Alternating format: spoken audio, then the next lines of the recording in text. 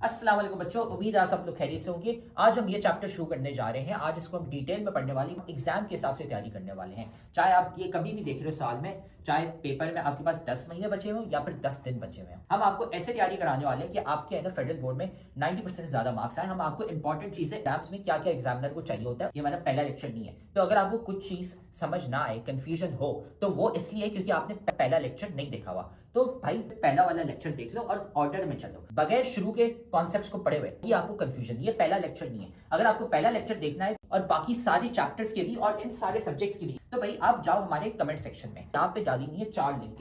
इसमें पूरी किताब की हमने प्लेलिस्ट डाली हुई है, इसको दबा दो, आपको है ना सारे लेक्चर्स मिल जाएंगे इस पूरे के पूरे सब्जेक्ट के। डाले हुए फ्री के नोट्स, यहाँ पे नोट्स कोई एमी नोट्स नहीं है। ये आप लिंक दबाओगे तो खुलते हैं, आपके पास हमारे 300 बच्चे जो थे जिनके 90% ज्यादा मार्क्स आए थे, उनके हमने नोट्स कंपाइल करके आपके लिए डाले हुए ताकि आप भी है ना अपने एग्जाम की तैयारी कर सको। सारे के सारे नोट्स हमने डाले हुए इन 300 बच्चों के। तो भाई ये देखो यहाँ पे पड़ा हुआ है हमारे सब्सक्राइब का बटन, इसको सब्सक्राइब कर लो, ठीक है। बेल्स भी है ना यहाँ पे दबा दो, लाइक करो वीडियो को और साथ में जाके कमेंट करो अपना वीकेस्ट चैप्टर। भाई कौन सा चैप्टर है जो तुम्हें बहुत मुश्किल लगता है, बहुत वीक लगता है, हम क्या करेंगे उसका निकालेंगे one shot lecture. One shot lecture एक लंबा सा पूरे चैप्टर का लेक्चर होगा, उसमें हम आपको एग्जाम ओरिएंटेड तैयारी कराने वाले हैं ताकि आपके है ना पेपर में 90% मार्क्स आ सके। तो जाके कमेंट करो कौन सा चैप्टर आपको बहुत मुश्किल लगता है। फिर ये याद रखना कि भाई हमारे लेक्चर्स, हमारे नोट्स, सारे गेस्ट पेपर्स काम के होते हैं। ये 300 बच्चे हैं जिनके ना 90% ज्यादा मार्क्स आए थे। तो सारा मटेरियल कमेंट सेक्शन में सबसे पहला कमेंट है, वहां पे पड़ा हुआ है। और अगर आप भी उन बच्चों की तरह 90% ज्यादा मार्क्स लाना चाहते हैं तो आप भी ना हमारी बैच ज्वाइन कर सकते हैं,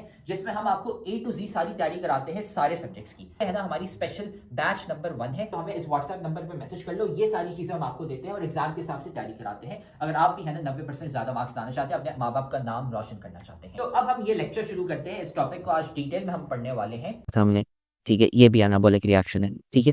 सो ये हमारे 2 किस्म होते हैं। फिर नेक्स्ट हमारा एंजाइम्स है। तो अब हम आते हैं एंजाइम्स, ठीक है। एंजाइम्स क्या होते हैं? तो देखिए, एंजाइम्स एक ऐसी चीज है। सो सबसे पहले मैं एंजाइम्स आपके बारे में अवेलेबल करूँ। एंजाइम्स क्या होते हैं? प्रोटीन्स होते हैं सबसे पहले, ठीक है। एंजाइम्स को अगर आपने सिंपल तरीके से याद रखना है तो ये है कि नंबर 1 प्रोटीन्स है, ठीक है, ये प्रोटीन्स होते हैं।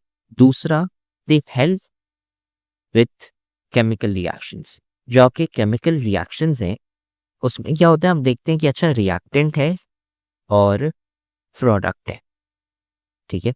आपका रिएक्टेंट से प्रोडक्ट में कन्वर्ट हो गया, लेकिन वो कन्वर्ट हुआ कैसे, आपके प्रोडक्ट्स कैसे बने, आपके रिएक्टेंट टूटे कैसे, ये जो हमने यहाँ पे पढ़े थे ना, रिएक्टेंट टू प्रोडक्ट, ये बीच में यहाँ पे जो मैंने बोला था यहाँ पे रिएक्शन, ये हो कैसे रहा है? ये जो आपका हो रहा है ना, सिंपल है, ये एक चीज की वजह से हो रहा है, उसे हम कहते हैं एंजाइम्स की वजह से। एंजाइम्स हेल्प करते हैं ताकि ये रिएक्शन हो सके। अगर एंजाइम्स नहीं होंगे तो दुनिया के मेजॉरिटी ऑफ द प्रोसेसेस इतने स्लो होंगे या फिर होंगे ही नहीं। रिएक्शन क्यों होते हैं? एंजाइम्स की वजह से। एंजाइम्स आपकी हेल्प करते हैं, ठीक है। यहाँ पे ये हो गया एक एग्जाम्पल, ठीक है। अब यहाँ पे देखें, एंजाइम आपने क्या किया, रिएक्टेंट्स लिया आपने, रिएक्टेंट्स क्या, सबस्ट्रेट्स, ठीक है। एंजाइम्स में आपने क्या, ये रिएक्टेंट्स हो गए, रिएक्टेंट्स को हम सबस्ट्रेट्स भी कहते हैं, सबस्ट्रेट्स। तो ये जो हमने यहाँ पे लिखा था ना रिएक्टेंट्स, ऐसे हम कहते हैं साथ में सबस्ट्रेट्स। आपने क्या किया, ये सबस्ट्रेट्स दिए, वो सबस्ट्रेट्स आपके आते हैं एक्टिव साइट पे एंजाइम्स के अंदर, एंजाइम्स के अंदर फंस जाते हैं यहाँ पे, ऐसे ये देख रहे हैं, ये देख रहे हैं, ये आपका रेड और येलो, ये आके यहाँ पे ऐसे ही फंस जाते हैं। जब ये होता है तो उसकी वजह से आपका एक नया प्रोडक्ट बनता है।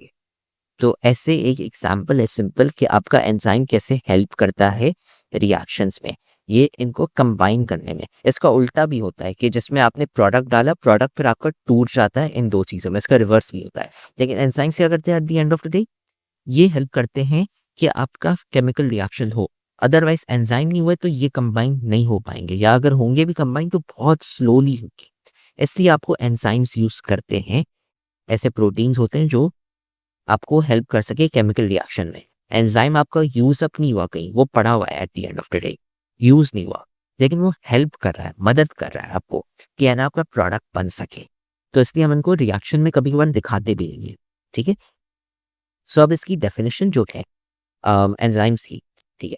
अब देखिए यहाँ पे क्या है, स्पीड करने के लिए आपको एंजाइम्स यूज करते हैं ताकि आपके हो सकें रिएक्शंस, ठीक है।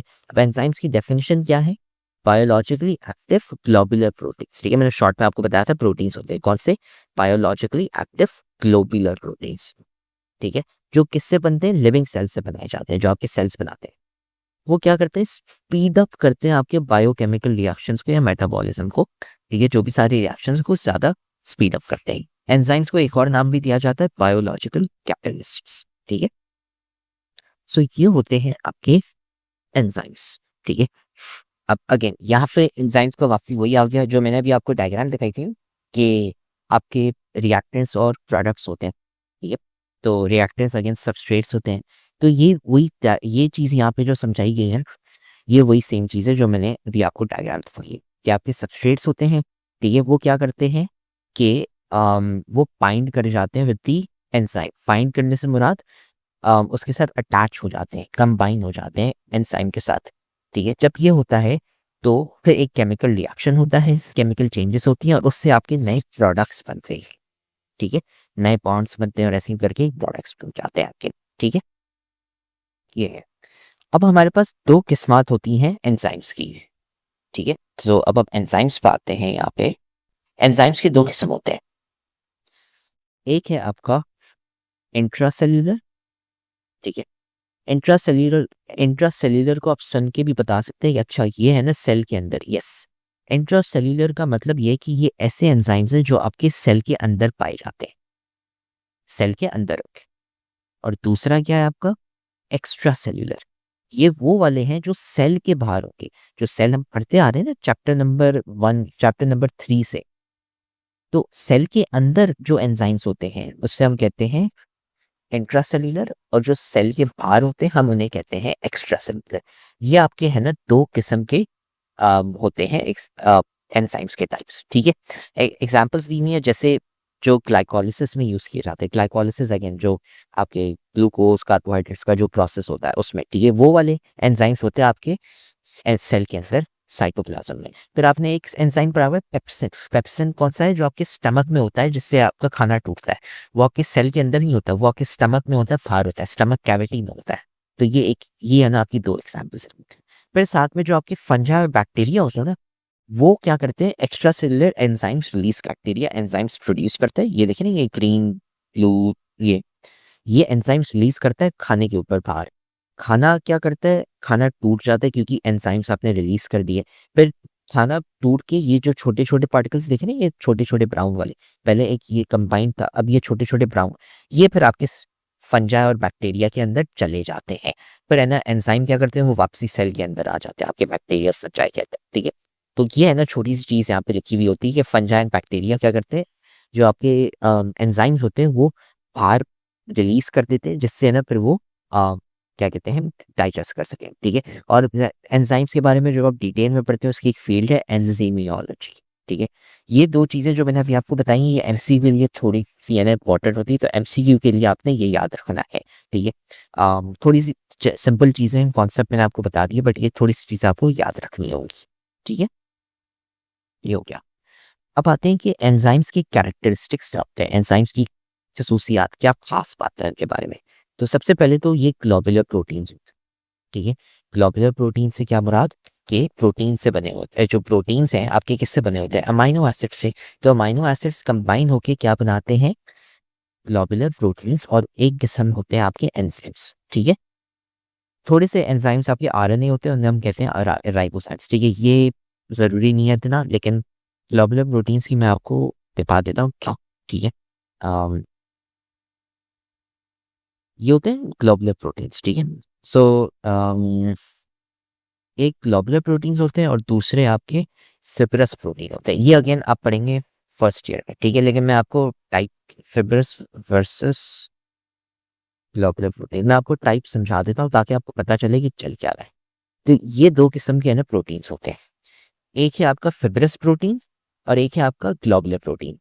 याद करने की जरूरत नहीं है, आपको बस ये पता होना चाहिए फिब्रस प्रोटीन सीधा होता है, ग्लोबुलर प्रोटीन ऐसे ही बेंड होके कर्व बना रहा है। तो एंजाइम्स आपके ये होते हैं ग्लोबुलर प्रोटीन, फिब्रस प्रोटीन नहीं, सीधी सीधी लाइंस नहीं, ये आपके पाए जाते हैं मसल्स में, जो आपकी मसल्स होती है ना वो आपकी होते हैं फिब्रस प्रोटीन्स, लेकिन जो आपके एंजाइम्स होते हैं वो होते हैं आपके ग्लोबुलर प्रोटीन्स। ठीक है, ये थोड़ी सी एक्स्ट्रा चीज़ है, बस कॉन्सेप्ट बताने के लिए आपको ये याद करने की जरूरत नहीं है। ठीक है, याद आपने क्या करना है कि ग्लोबुलर प्रोटीन्स क्या होते हैं। ठीक है, ये number 1। Number 2, enzymes increase the rate of reaction. Rate of reaction के क्या मतलब, जैसे हम फिजिक्स में पढ़ते आ रहे हैं ना कि रेट ऑफ डिस्टेंस कितना चेंज हो रहा है, रेट ऑफ वेलोसिटी, वैसे ही एंजाइम्स रेट ऑफ रिएक्शन बढ़ाते हैं कि आपका रिएक्शन ज़्यादा बूस्ट अप हो। तो इसका क्या मतलब है, इधर मैं लिखता हूँ कि ऐसे लिख लेता हूँ, बूस्ट केमिकल रिएक्शंस, ताकि आपके जो रिएक्शंस हैं वो जल्दी जल्दी हो, रेट ऑफ रिएक्शन बढ़ जाता है, जैसे रेट्स हो रहा है वो ज़्यादा बढ़ जाए। ठीक है, सो यही है ना आपके एंजाइम्स के बारे में है। ठीक है, दे रिएक्शन जो है वो मिलियंस ऑफ टाइम्स फास्टर करोगे देखें। ठीक है, ये हाउएवर ये only speed up the reaction. ठीक है, स्टार्ट नहीं करते वो रिएक्शन को स्पीड अप करते। नंबर ये, फिर उसके बाद नंबर 3, एंजाइम्स आपको बहुत सारे नहीं चाहिए होते। क्यों नहीं चाहिए होते, इसमें देखिए मैंने आपको बताया था एंजाइम आपका यूजअप नहीं हो रहा, तो आपको थोड़ा सा ही एंजाइम चाहिए, क्योंकि एंजाइम तो आपका यूजअप नहीं हो रहा, सिर्फ आपको ज़्यादा चाहिए होते हैं रिएक्टेंट्स और ताकि ज़्यादा प्रोडक्ट बन सके। लेकिन एंजाइम आपको हमेशा कम क्वांटिटी में चाहिए होते हैं, क्योंकि वो तो सेम है, वो यूजअप नहीं हो रहे। एंजाइम देखें, शुरू में आपका एंजाइम ऐसे था, बाद में भी ऐसे सेम, कोई यूजअप नहीं हुआ, उसको आप रीयूज कर सकते हैं वापसी रिएक्शन में, आगे ये जो रिएक्शन होंगे। सो इसलिए ये स्मॉल क्वांटिटी में चाहिए होते हैं। नंबर 4, एंजाइम्स आपके स्पेसिफिक होते हैं।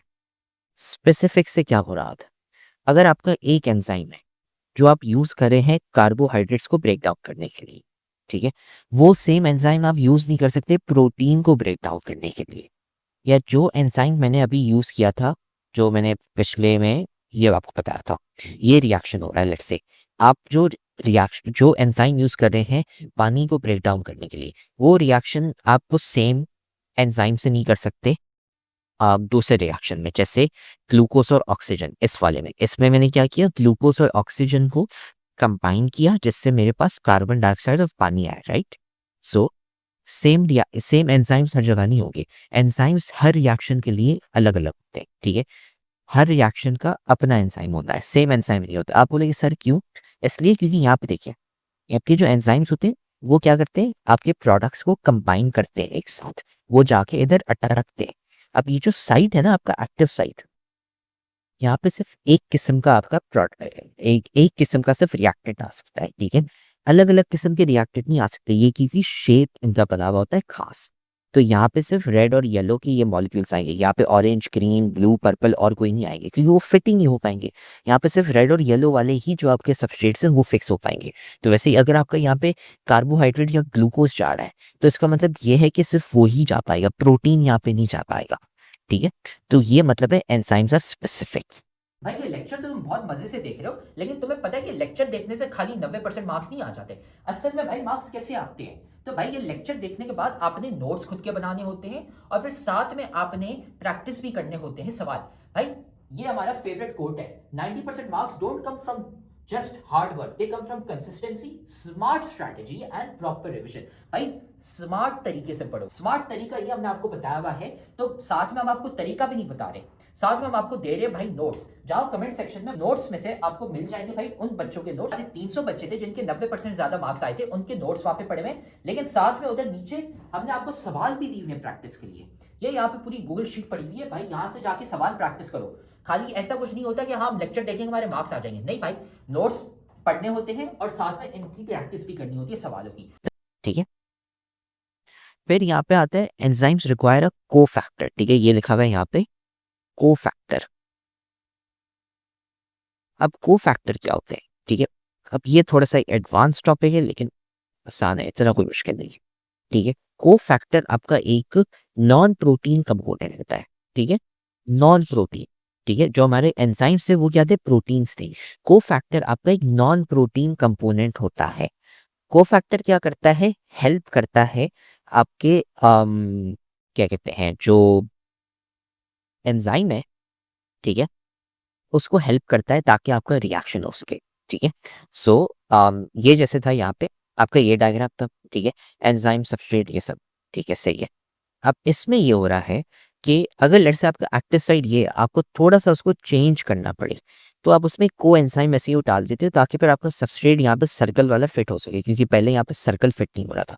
सर्कल फिट करने के लिए आप एक को एंजाइम डाल देते हो, वो नॉन प्रोटीन होता है, मतलब प्रोटीन से नहीं बना हुआ होता। ठीक है, ये यहाँ पे अल्फाज जाने की जरूरत नहीं है, बस फेडरल बोर्ड वाली ने चीजें फेंकी हैं, लेकिन कॉन्सेप्ट के लिए मैं आपको बता रहा हूँ कि नॉन प्रोटीन कंपोनेंट आप एक देते हैं को एंजाइम, जिससे आपका रिएक्शन हो सके। एंजाइम्स और को एंजाइम को फैक्टर, ठीक है, ये एक साथ कंबाइन होते हैं जिससे आपका रिएक्शन हो सके। तो को फैक्टर्स की 3 किस्मात होते हैं, ठीक है, एक एक्टिवेटर होता है, एक प्रोस्टैटिक ग्रुप होता है और तीसरा को एंजाइम होता है। ठीक है, ये 3 किस्म होते हैं, ये आपको दिए हुए चीजें रट्टे मारने के लिए, लेकिन ये इतनी कोई काम की नहीं आती, ये आप है डिटेल में पढ़ेंगे फर्स्ट ईयर और इंटर में। ठीक है, लेकिन 3 किस्म वापसी में आपको बता देता हूँ कि कौन से होते हैं। ठीक है, अगेन को एंजाइम क्या होता है, को फैक्टर क्या होता है, जो हेल्प कर रहा है एंजाइम को केमिकल रिएक्शन में। ठीक है, एंजाइम क्या करता है, आपका केमिकल रिएक्शन बूस्ट अप करता है ताकि ज्यादा जल्दी हो सके। को एंजाइम एंजाइम को मदद कर रहे हैं ताकि वो एंजाइम है ना, सॉरी, को फैक्टर मदद कर रहा है आपके एंजाइम को ताकि वो रिएक्शन हो सके। ठीक है, तो अब 3 किस्म के, अब ये आपके होते हैं नॉन प्रोटीन। ठीक है, यहाँ पे ये आपने याद रखना है, ये प्रोटीन नहीं होता, ये नॉन प्रोटीन होता है। अब प्रोटीन के 3 अलग अलग किस्मात, नॉन प्रोटीन के 3 अलग अलग किस्मात देखने वाले। एक है एक्टिवेटर। एक्टिवेटर कौन सा, आपका आयंस होते हैं, इनऑर्गेनिक आयंस, जैसे for example zinc ion, iron ion, copper ion, chloride ions. ठीक है, ये है आपके इनऑर्गेनिक आयंस, ये प्रोटीन नहीं होते, इसलिए ये पहला टाइप हो गया। फिर हो गया प्रोस्थेटिक ग्रुप। प्रोस्थेटिक ग्रुप ये होता है कि एक ऑर्गेनिक मॉलिक्यूल होता है, ठीक है, इनऑर्गेनिक आयन नहीं है, अब एक ऑर्गेनिक मॉलिक्यूल है जो अटैच हो जाता है परमानेंटली। क्या मतलब, मैं अभी आपको दिखाता हूँ। ठीक है, सो देखें, अब मैंने आपको क्या दिखाया था कि ये देखिए, ये आपका एंजाइम, ठीक है, और ये आपका को एंजाइम हो गया।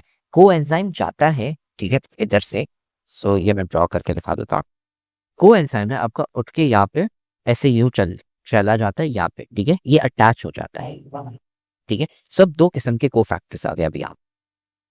एक है आपका ऐसा प्रोस्थेटिक ग्रुप, ठीक है, जो यहाँ पे आ जाता है और अटैच हो जाता है, मतलब हिलेगा ही नहीं यहाँ से, मतलब ये हमेशा के लिए यहाँ पे फंस जाता है, इसे हम कहते हैं प्रोस्थेटिक ग्रुप। और एक ऐसा जो डिटैच हो जाता है, जैसे इसमें दिखाया था ना मैंने कि ये अलग होके ऐसे ही बाद में जाके आया और फिर हट जाता है, उससे हम कहते हैं को एंजाइम। ठीक है, सो अगेन ये आपका प्रोसेस है। ठीक है, उसमें आपने 2 नए किस्मात पढ़ लिए, एक ऐसा पढ़ लिया आपने को एंजाइम जो यहाँ पे आ जाएगा और फिर हट जाएगा। फिर एक और है प्रोस्थेटिक ग्रुप जो वहां पे अटका ही बना रहेगा, हटेगा नहीं आपसे। ठीक है, सो ये होते हैं आपके प्रोस्थेटिक ग्रुप एंड को एंजाइम। अब यहाँ पे थोड़ी सी एग्जांपल्स दी हुई है, FAD हो गया और यहाँ पे NAD हो गया, ये आपको जानने की जरूरत नहीं है। ठीक है, बस एग्जाम्पल्स ऐसे ही दी हुई है, बट कॉन्सेप्ट मैंने आपको बता दिया कि ये क्या क्या होते हैं। तो 3 किस्म के नॉन प्रोटीन्स हो गए, एक आपके आयंस हो गए, दूसरे कौन से आयंस हो गए, इनऑर्गेनिक आयंस, दूसरा आपके ऑर्गेनिक मॉलिक्यूल हो गए, कौन से, जो अटैच हो जाते हैं परमानेंटली और कभी हटेंगे, और तीसरे आपके ऐसे ऑर्गेनिक मॉलिक्यूल्स होते हैं जो हटेंगे और वापसी ऐड हो जाएंगे, डिटैचेबल है वो। ठीक है, ये है। अब 3 और प्रॉपर्टीज हैं, ये आते हैं हम regulation of enzyme productivity and activity. ठीक है, अब एंजाइम जो है वो 2 किस्म के लिए यूज किए जाते हैं। ठीक है, एक ये है कि आप रिएक्शन का रेट बढ़ा दें, ठीक है, एक तो ये, और साथ में आप उसका रेट ऑफ रिएक्शन कम भी कर सकते हैं। कैसे, अगर आप एंजाइम यूज कर रहे हैं रेट ऑफ रिएक्शन बढ़ाने के लिए, तो आप एंजाइम को हटा सकते हैं या पर कोई ऐसे एंजाइम्स डाल दें जो रेट ऑफ रिएक्शन कम कर ले। तो उल्टा भी हो सकता है, आइदर आप तो बढ़ा भी सकते हैं रेट ऑफ रिएक्शन या कम भी कर सकते हैं एंजाइम्स के थ्रू। ठीक है, आप रेगुलेट कर सकते हैं। कभी आप लेट्स से फैक्ट्री में पड़े हुए हैं, आप फैक्ट्री में खाना, आप डिपेंड करता है ना कि यार अच्छा अब सीजन चल रहा है, अब मैं ज्यादा है ना खाना प्रोड्यूस करूं क्योंकि ज्यादा लोगों को चाहिए होगा।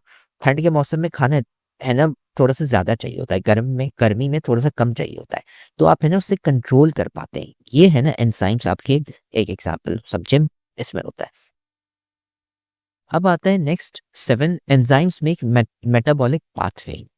मेटाबॉलिक पाथवे का क्या मतलब है तो देखिए थोड़ा सा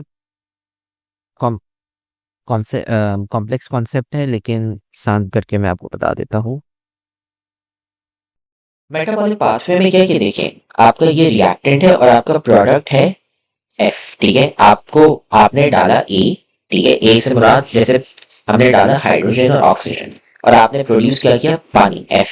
अब बीच में ना थोड़े से प्रोडक्ट्स बनते हैं, A to B C D E. जब ये जो 4 प्रोडक्ट्स बनते हैं फिर जाके आपका फाइनल प्रोडक्ट बनता है। ये जो बीच में जो है ना, ऐसे इन्हें हम कहते हैं इंटरमीडिएट। इंटरमीडिएट से क्या बना, मतलब ये बीच में एक्स्ट्रा मॉलिक्यूल्स आपके बने हैं और उनको हम फिर कन्वर्ट करें जिससे हमारा फाइनल जाके प्रोडक्ट बने, ठीक है। तो एक पाथवे बन जाता है और वो पाथवे है ना आपका एंजाइम बना पाता है उसकी मदद से, ठीक है।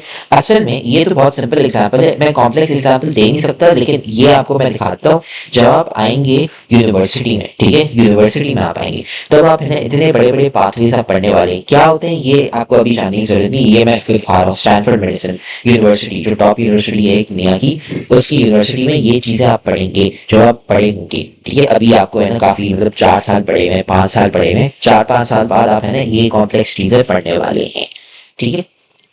सो ये होता है आपका मेटाबॉलिक पाथवे, ठीक है, जिसमें है ना केमिकल रिएक्शन चले और इंटरमीडिएट मॉलिक्यूल्स आ रहे हैं, बीच में एक्स्ट्रा आ रहे हैं, ठीक है। बड़े होंगे तो आप ज्यादा डिटेल में पढ़ेंगे, अभी ऐसी चीजें फेंकी हुई है, फेडरल बोर्ड यही करता है आपका, ठीक है। फिर आता है एक्टिवेशन एनर्जी, ठीक है। एक्टिवेशन एनर्जी है ना एक सिंपल कॉन्सेप्ट है। एक्टिवेशन एनर्जी में ये होता है कि आपको है ना एनर्जी देनी होती है थोड़ी सी, ठीक है। आपको एक रिएक्शन स्टार्ट करना है, ठीक है। आपको रिएक्शन क्या करना है, स्टार्ट करना है।